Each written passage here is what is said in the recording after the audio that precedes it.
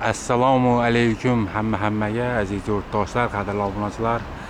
Bolgariyaga, ya'ni Yevropaga kelaman deb yurgan yurtdoshlarimiz uchun hozir KFC'ga dokument topshirib qo'ydim. 4-5 balani dokumentlarini girib so'radim rahbardan. Nechik bo'ldi desa, Bolgariyaning immigratsiyasiga topshirdim, Baxtiyor. Uzog'i 2-3 oyda chiqadi. Приглашение, договор, sug'urta deb aytdi. Endi hozir gaplashib nima qildim? Yana bir 10-15-20 ta obunachilarim bor. O'shalarni ham olib kelsam bo'ladimi dokumentlarni boshqa bunday deb gaplashib ko'rdim. Yo'q, hozir vakansiya yopiq. Vakansiya ochilsa, birinchi senga aytaman dedi. Endi xudo xolasa ko'ramiz, tekshiramiz, gaplashamiz. Bizani eng oxirgi yangiliklarni aytadigan bo'lsak, bizani KFC remont bo'lyapti hozir kunda. Mana bu yerga yangi ish joyga keldik. Yangi ish joyda hozir ko'rib, tanishib, gaplashib ketyapmiz. 2 kun dam olish, 2 kun dam olishda sizlarga bir-biridan foydali ma'naviy oziq beradigan videolarni tayyorlab boramiz do'stlar. Ko'rib tomosha qilib boraverasizlar. Yonimda Doniyor akam bor, ana Doniyor akam. Qalay Doniyor aka? Zo'r joylar ekanmi? Havosini ko'ryapsizmi, tozaligini? Tiniq, ha? Tiniq. Doniyor akam bu kishi menga ustozlik qilib, KFC'ni qanday pishirishni, qanday tayyorlashni, hamma yo'llarni o'rgatgan odam bo'ladi. Men endi kitobiy bilsam, bu amalda o'rgatgan ustozim desam ham bo'ladi. Yaqin o'rtoq bo'lib ketganmiz, pashta aka-ukadek. To'g'rimi aka? Aha. Qonimni ichgansiz-ku deng. O'radalarga to'g'ri. Urag'day to'g'ri. Urag'day to'g'ri. Ana shunaqa gaplar do'stlar. Shagitim. Akam o'ldirib beryapti hozir pishirishni. Andijondan akam. Akam bitta flik qiladigan bo'lsa, bitta setga tayyorlagan bo'lsa, men 4 ta setga bosib qo'yaman. Akam ko'zi chiqib ketadi.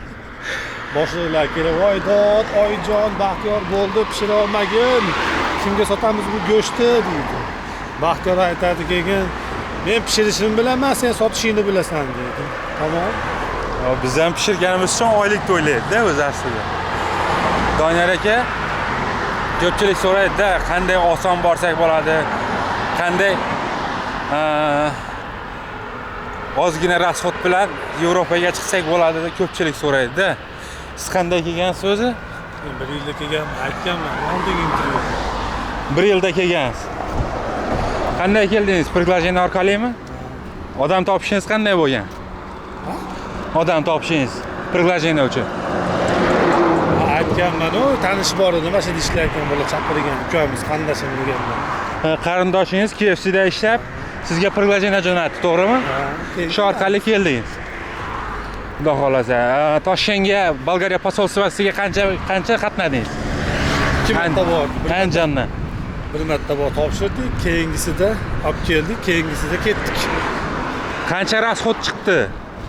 Biz $400 bilan kelganmiz.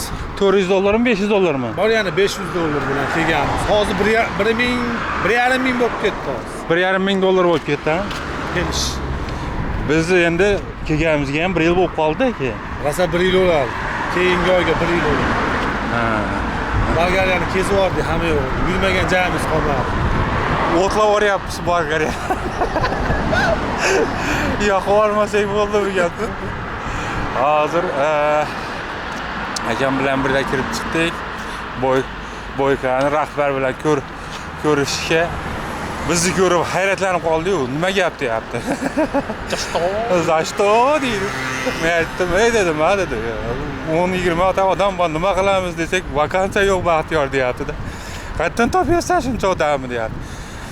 Bu bizning rahbar Doniyor aka. Odam topolmasdan KFC'da ishlashga, odam topolmasdan Xorazmga, keyin Qoraqalpog'iston Nukusga borib, shartnoma tuzib kelganda, ruschani biladigan, inglizchani biladigan bolalar bilan ishga Yevropaga. KFC emas-da u. Qayerga deb o'ylaysiz? Qanaqa? Gastinisalarga. O'zini gastinisalari bor ekan-a? Gastinisalarga shu anaqa o'qimishli odamlar. Gastrisiya, til biladigan, Men dokument ishlari, menejer, shunaqa ishlar bo'yicha odamlar. menga o'xshaydigan. Ha, sizga o'xshaydigan bolalar. Siz go'shingizni pishira oling. Sekin.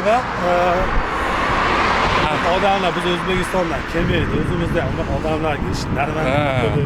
O'qimishli odamlar o'zlarimizda ham ish puli topyapti deydi-da. Bu yerda asosan ashlar ham kelib $1200 olishi mumkin. 1200 euro deng. Ha, dollarga $1200 bo'ladi. 1300 hech qachon $1,500-$2,000 xato. Yana bilmadim u. Bargarada eng balandroq shu $1,200. 1200 ming euro de. 1200 1000 euro. 1500 euro endi ishiga qarabdi aka. Qurilishda sizlar mana shunaqa €1000 topadi, baza topsa. Quril. 2000 ishonmanglar, xato gap bu. Bo'lishi mumkin. Kvartirangiz, yemoq-ichmoqingiz 3000 olsangiz ham sizga rasa qolsa €1000 qoladi. Yana bilmadim u. İşleyenlerden sorar, işleyenler. Manali. Sizde hem €1000 olamayapmiz. Mana $1000 olyapmiz. Manaletda ishlayotganlar bor do'stlar. Mana Manaletda ishlashyapti. Yuqurayotganlar. Men bittasi bilan gaplashdim. 3 mahal ovqat tekin ekan.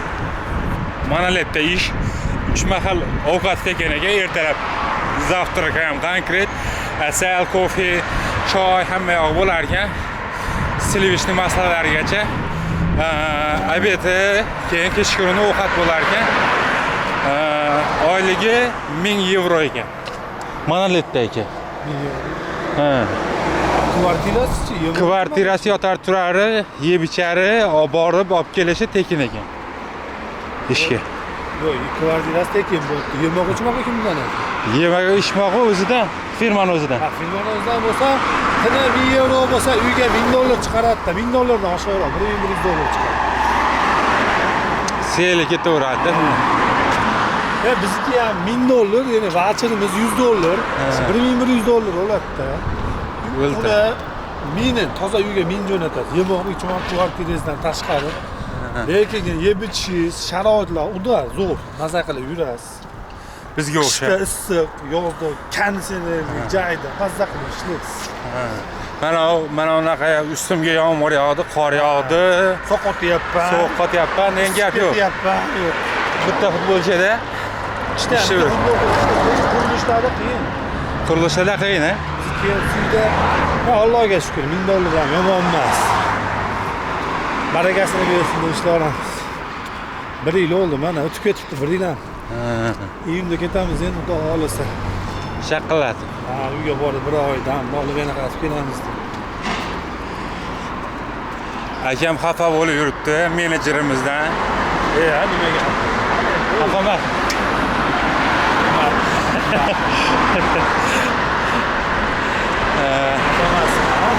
Men ashtaqasi ham bo'ladi-da,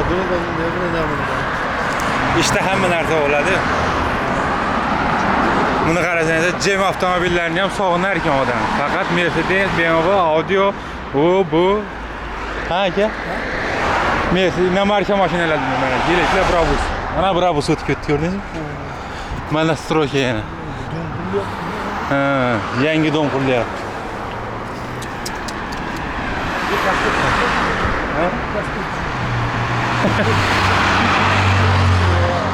Ko'rdingizmi nima mashinaligini? Voy, yomon qimmat mashina o'tib ketdi. Nima o'tib ketdi? Nima deydi? Lamborghini? Ferrari. Ferrari.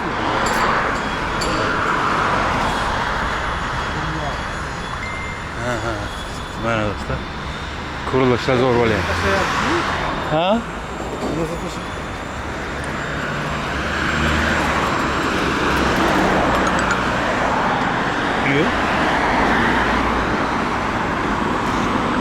Просто bekilib turgan. Kim?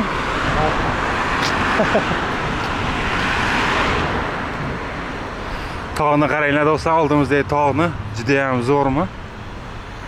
Hamma yoqlar ko'm-ko'k. Mana senga o'sha kayfda yuraverasan. Hamma yoqlar zo'r. Xudo xolasa Paradise ga keldik. Paradise ni ham ko'rsatamiz. Eng chiroyli joyini ko'rsatamiz va shu yerda qisqacha ikki og'iz suhbatlashamiz do'stlar. Qanday kelishni, qanday arzon narxlarda kelishni aytib o'tamiz. Ko'pchilik so'raydi.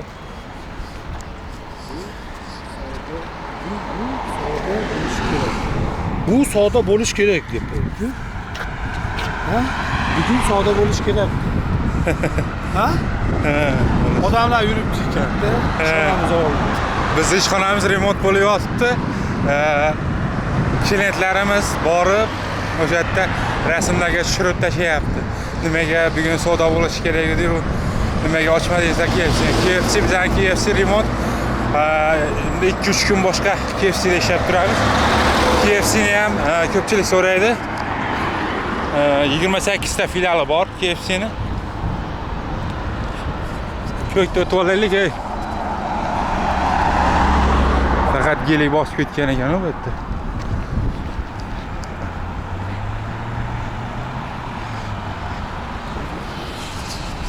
O'sha 28 filialdan bittasida ishlaymiz, xudo xolasa. Tomosha qilib boraverasizlar. Mana monolit bo'lyapti. Hamma yoq anapularga quryaptilar. Ko'rdingizlarmi kranda?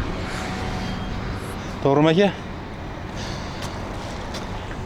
Restoran ta'mirlanyapti.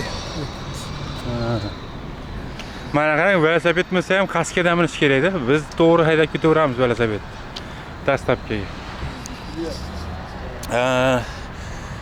O'zbekistonda Yandex dastlabki bo'lsa, bu yerda Glovo deganmi, shunaqa nima bor ekan, dastlabki bor ekan.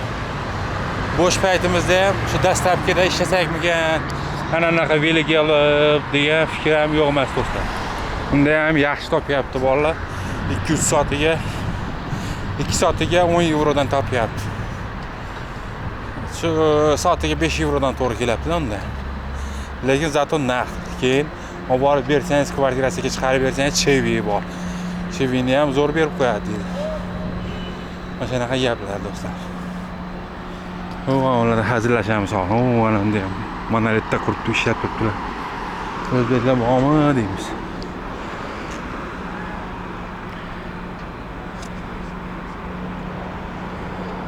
Aka qanday?